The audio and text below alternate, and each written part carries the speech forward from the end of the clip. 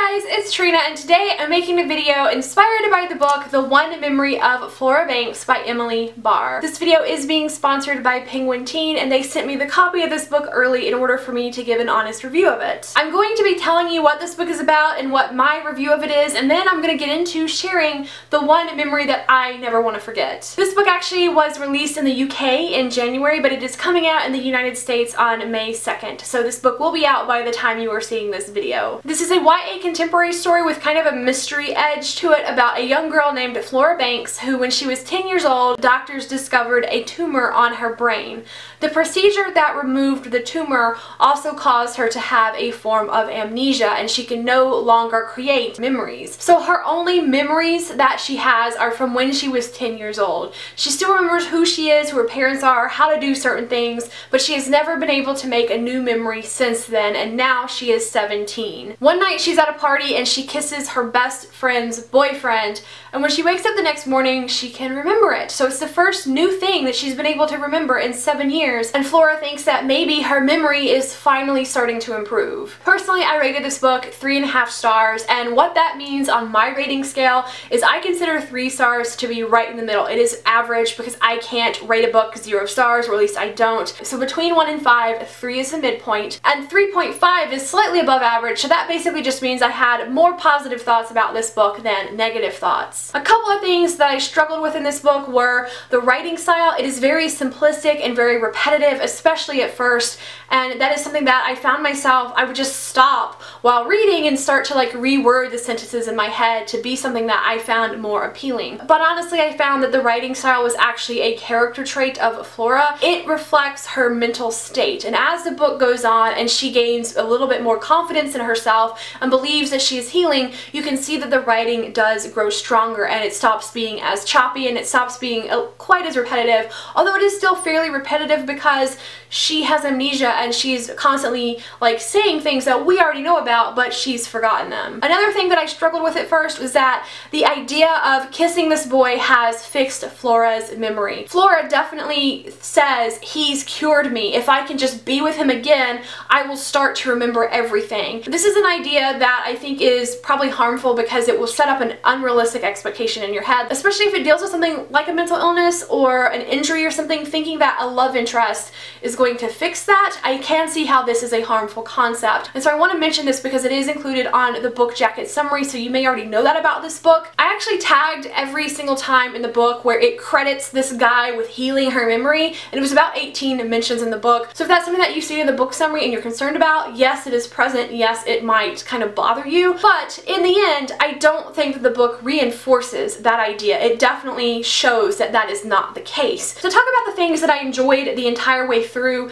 Flora is a really unreliable narrator, and there are times when like you learn information that she's known for days, but she didn't know she already knew it. And so another character will be like, yeah, I told you that last week. And so it kind of changes how you perceive things. I did enjoy the unreliable narrator aspect of this book because it left a lot of room for surprises. And then even though I didn't always love the writing style, even though I came to appreciate it, I did think that the writing imparted a really good sense of urgency and mystery, and I just really wanted to know what was going on. Like about a third of the way through the book, I got incredibly gripped by it, and I had to stay up way too late reading. And when I have books that really just kidnap me like that, that is part of the reading experience that I really highly value. So there was a lot that I liked about it, but really that writing style and that idea of his love fixing her and she just being so like insta-love attached to him, those are kind of the things that I didn't like, but I did enjoy this book a lot more than I initially thought that I would. So that's the information about this book and my review of it, and inspired by the idea of this book where she only has this one memory that she's been able to make, I'm going to talk to you guys about the one memory that I would never want to forget. So I'm actually going to cut now to me and my husband together talking to you guys about some of our favorite memories. This is my husband. He's been in a couple of videos with me before. In the book, Flora Banks, that character was 10 years old when she got amnesia, so she remembered everything before she was 10. So in our scenarios, we're also going to act as if we can remember everything before we were 10 years old. So we still remember like who our families are and who we are and stuff like that. So after 10, what is a memory that we most cherish, which we're a lot older than Flora Banks was, so we would be missing like 2/3 of our life, pretty much. So that's a bit more of a challenge. Initially, I thought about, I wanted to remember something to do about my mother because she passed away when I was 12 years old. And that has really influenced and impacted my life. Looking at it a little bit more practically, like I don't know that I would want to relive finding that out over and over and then forgetting all the things that I've learned since then that have made me who I am. So if I am going to be like practical about this one memory I can keep with me, I would choose something doing with my husband, because from now on, if I wake up every morning, I would want to remember him, know who he is. So I would want to remember a day that we spent together, and I think we have the same memory, and we're just going to kind of talk about it. We went to Hawaii on our honeymoon, which was 5 years ago. We went to the island of Oahu, and I really wanted to go kayaking. And you were supposed to get in your kayak in this canal and then paddle out to the part where it goes out into the ocean and then go to this island that was kind of off the coast. And when we get to the canal where the little training video told us this is where you get in at, well, we didn't realize that like the tide was much lower, but I get in the canoe and then he gets in the canoe and we just sink to the bottom. Like there's only like this much water in it. Enough for the canoe to float and one person to float, but not both of us. So we're like, well, I guess we'll just get out and drag the canoe through the water. But then there were all these little crabs running around in the water and I flipped out. Yeah, pretty much. I ended up pulling her along. And, you know, as you can see, I have glasses. The glasses got, like, fogged up, but also, like, waterlogged, and I couldn't see anything. Like, I'm in the kayak, sitting there, and he's pulling it on a rope behind him, trudging through this canal, because I'm terrified of all these crabs.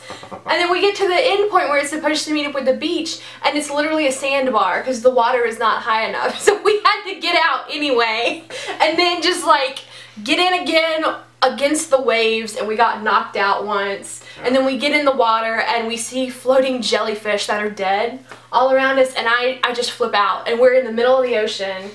We made it to our island. It was a bird sanctuary, so a lot of people were going around taking pictures and looking at birds and stuff, but at this point I can't see anything, and I was trying to take pictures, and I think on my camera phone at the time, and it had gotten like fogged up or something, and so the pictures, yeah, the pictures weren't turning out good. We were already tired and stressed out just from the first half.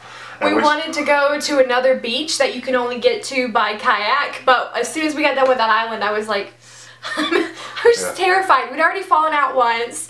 There were all these jellyfish around us, and I was just like, I'm gonna fall out of this kayak and have the jellyfish just drag me under, and I'm never gonna see anybody ever again. Like, I just got so terrified, but I got like in the zone and I was just like paddling, and we made it back to shore. So there's this little wheel thing that you attach your kayak to so you can drag it up and down that street to get it from the rental place to the beach.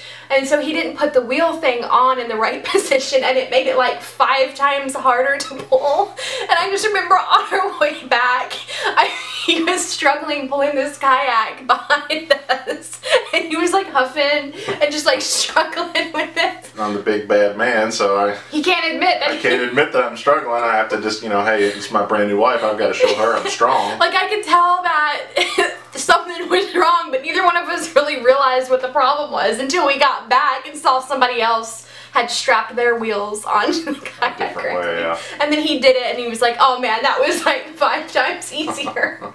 So it was a complete bust, but after that, even though we cut our day of kayaking really short, there's this little shave ice place right next to it, and so we went in, and I remember after this terrible day, sitting on a bench like in a parking lot in Hawaii, us eating shave ice together, and that I can like very vividly remember that memory and thinking like, it's all gonna be okay. If we can get through this, it's gonna be okay. Which is a really reassuring thought to have when you're newly married, because it's a big transition in your life. But that's a memory that I feel like we often reminisce on, the carrying me down the canal with the crabs.